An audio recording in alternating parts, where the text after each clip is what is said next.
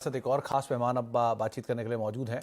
आज साइंट डीएलएम की लिस्टिंग हुई है और 52% प्रीमियम के साथ 401 रुपये पर लिस्ट हुई है कंपनी के नंबर्स बेहतर हैं, शानदार लिस्टिंग भी हुई है।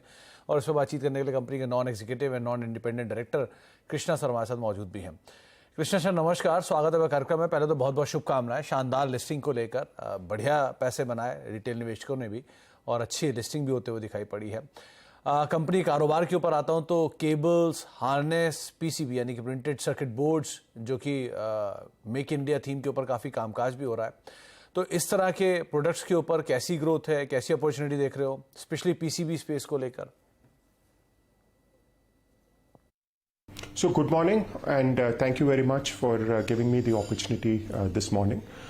जैसे आप बोले, मेक इन इंडिया और आत्मनिर्भर भारत पे बहुत फोकस हो रहा है। इसके वजह से हमें बहुत अच्छे अपॉर्चुनिटीज आ रहे हैं, क्योंकि मेक इन इंडिया से ज़्यादा सिर्फ मैन्युफैक्चरिंग नहीं पर डिज़ाइन इन इंडिया, इंडिया में आईपी बनाना है, वो सब भी गवर्नमेंट का ख्याल है। इसीलिए आत्मनिर्भर मेक इन इंडिया से वाइडर स्कोप में है। और आत्मनिर्भर में हमारी ये सोच है कि जो मैन्युफैक्चरिंग कैपेबिलिटी है हमारे पास है और जो इंजीनियरिंग कैपेबिलिटी मेन साइंस के पास है, इनकी कॉम्बिनेशन बहुत यूनिक है। और इसके वजह से जैसे इंडिया में ज़्यादा और जैसे इंडिया में फोकस ज़्यादा हो रही है सेल्फ रिलायंस पे और इंडिया में डिज़ाइन और मैन्युफैक्चर प्रोडक्ट्स के लिए, हम बहुत यूनिक पोजीशन में हैं।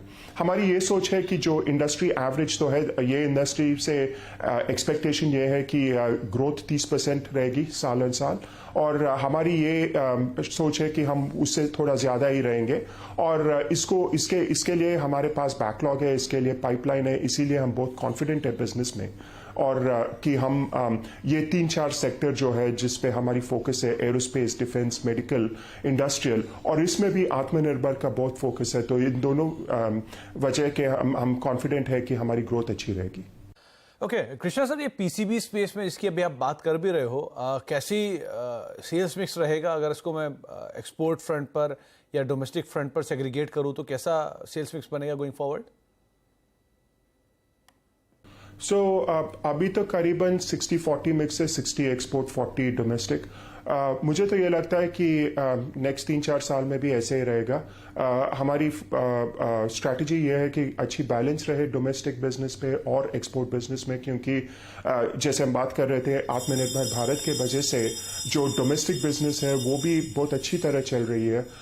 उसमें भी बहुत ज़्यादा ग्रोथ है और अच्छी क्वालिटी की बिजनेस है, क्योंकि इस पे अच्छी मार्जिन आती है।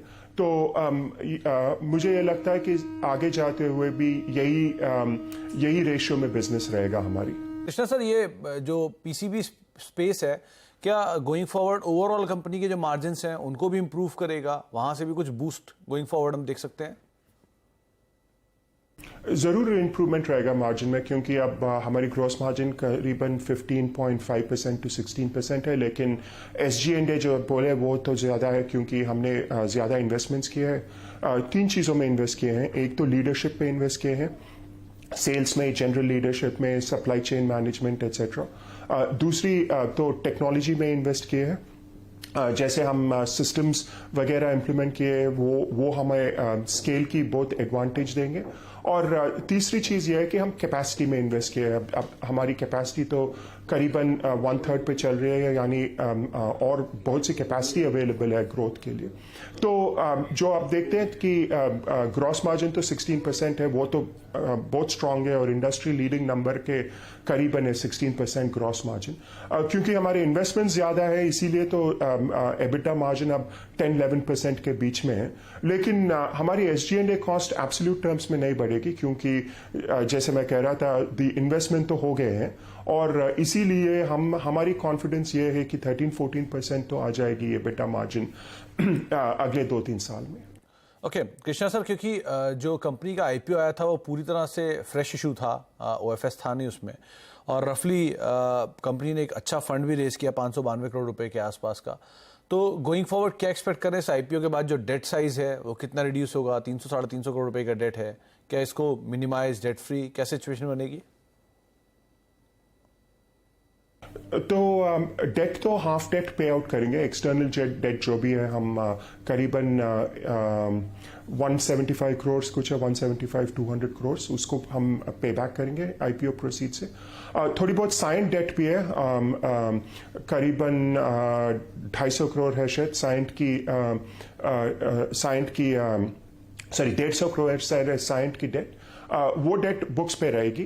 तो हमारी डेट इक्विटी रेशियो, मुझे एग्जैक्ट नंबर तो याद नहीं है, लेकिन डेट इक्विटी रेशियो ये पे बैक के बाद बहुत कंफर्टेबल रहेगी। और नॉट जस्ट कंफर्टेबल बट हमें और इन्वेस्टमेंट करने की मौका भी मिलेगी, क्योंकि हम ग्रोथ पे बहुत फोकस कर रहे हैं और ग्रोथ के लिए थोड़ी बहुत और इन्वेस्टमेंट करनी पड़ेगी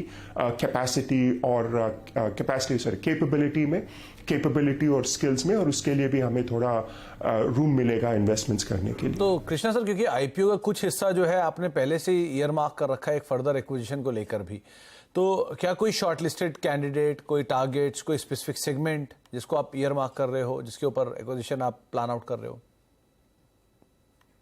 हमें अभी स्पेसिफिक टारगेट तो नहीं है, इसीलिए हम प्रॉस्पेक्टस में सिर्फ जनरली मेंशन किए हैं और सिर्फ थोड़ा ही प्रोसीड्स एक्विजिशन के लिए ये मार्क किया है। हमारी ये सोच है कि जो कैपेसिटी है, तो हमारे पास अच्छी कैपेसिटी है। जो मैं बोल रहा था कि यूटिलाइजेशन तो सिर्फ अभी भी 1/3 है, लेकिन थोड़ी कैपेबिलिटीज की जरूरत है, स्पेशली जो मैन्युफैक्चरिंग है। अब जैसे ज्यादा ग्लोबलाइज्ड हो गई, अब थोड़ा लोकलाइज भी हो रहे, तो हमारे कस्टमर्स के पास फाइनल असेंबली, फाइनल मैन्युफैक्चरिंग रहने की जरूरत है। तो हमारी जो टारगेट है, हम यही इस सोच में देख रहे हैं कि कस्टमर्स के पास कैसे जाए, कस्टमर्स के पास मैन्युफैक्चरिंग कैसे किए, और इसीलिए हम मैन्युफैक्चरिंग और इसीलिए हम एक्विजिशंस की हंट में है। अभी सेक्टर तो हम 4 सेक्टर डिफाइन किए हैं, जो है एरोस्पेस, डिफेंस, इंडस्ट्रियल और मेडिकल, और इन्हीं चारों सेक्टर में रहेगी। Most likely final assembly box build में रहेगी, क्योंकि वो स्किल जो है कस्टमर के बाजू रहने की जरूरत है। और दूसरी ये है कि प्रोटोटाइपिंग में, क्योंकि प्रोटोटाइप्स तो क्विक टर्न अराउंड कैपेबिलिटीज की जरूरत है, और वो भी कस्टमर के पास रहने की जरूरत है। चलिए, बहुत बहुत शुक्रिया कृष्णा सर हमारे साथ मौजूद रहने के लिए, और एक बार फिर से आपको बहुत बहुत शुभकामनाएं शानदार लिस्टिंग के लिए और बढ़िया पैसा निवेशकों का बनाने के लिए। लौटते हैं एक बार के ये साइंट डीएलएम का आईपीओ आपकी स्क्रीन पर बढ़िया तेजी के साथ 55% प्रीमियम के साथ कामकाज कर रहे हैं एनएससी और बीएससी दोनों के ऊपर भी। एक कुछ सवाल और शामिल कर लेते हैं। एक सवाल आया है शुभ साहब का, उन्होंने सवाल पूछा है कि ये रिलायंस के मौजूदा स्तरों पर क्या एंट्री करनी चाहिए? क्या कहते सर्वेंद्र, इतनी बढ़िया तेजी, 5% की तेजी, नया साल का हाई, क्या करें रिलायंस में? नहीं, देखिए, इन लेवल से तो अभी काफी ओवरबॉट हो गया है। आई थिंक थोड़ा लेट हो गया। अभी हम लास्ट शो में भी हम यही डिस्कस कर रहे थे कि अगर बाजार चलेगा तो रिलायंस की वजह से ही चलेगा। तो आई थिंक यहाँ तो थोड़ा ओवरबॉट है, बट अगर शॉर्ट टर्म प्योरली अगर करना है तो मे बी कोई अगर गिरावट आती है 2700 की तरफ, तो आई थिंक उस समय 2680 के लेवल्स को ध्यान रखते हुए, सपोर्ट्स को ध्यान रखते हुए अगर उस समय खरीदारी करनी है तो कर सकते हैं। बट फिलहाल तो यहाँ से तो अभी शॉर्ट टर्म में भी रिस्क रिवॉर्ड्स बचे नहीं है। तो आई थिंक थोड़ा वेट करें अगर लेना है तो, और किसी करेक्शन में बाय करने की कोशिश करें, बट स्टॉप लॉस जरूर लगाएं, क्योंकि काफी ओवरबॉट शेयर है और इसको यहाँ से ट्रेडिंग माइंडसेट से ही लेके चलें, क्योंकि अब यहाँ से काफी चल गया है। 2500 वाला ऑलरेडी 2750 हो गया है, तो यहाँ से बहुत बड़ा फ्रेश एक्सपोजर लेना जो है ना, वो सही नहीं रहेगा। एक सुंदर साहब ने सवाल पूछा है, इनके पास अल्ट्राटेक के शेयर हैं, अल्ट्राटेक की कॉल है, इनफैक्ट 8500 की कॉल है, 164 रुपए के दाम पर इन्होंने खरीदारी की है इस अल्ट्राटेक की कॉल में, 8400 अभी चल रहा है, क्या करें?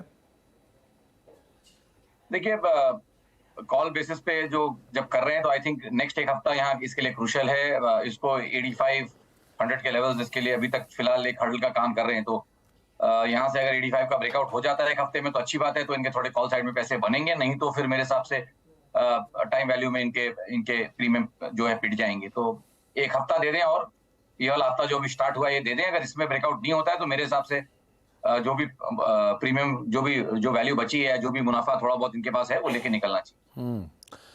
चलिए, बहुत बहुत शुक्रिया सर्वेंद्र हमारे साथ मौजूद रहने के लिए और सभी दर्शकों के सवालों के जवाब देने के लिए, बाजार पर अपनी रणनीति हमारे सामने रखने के लिए। तो मार्केट्स में बाइंग का मेजर थ्रस्ट जो है वो रिलायंस इंडस्ट्रीज तरफ से है। नए साल के ऊपरी स्तरों पर 18.5 लाख करोड़ के पार मार्केट कैप अब रिलायंस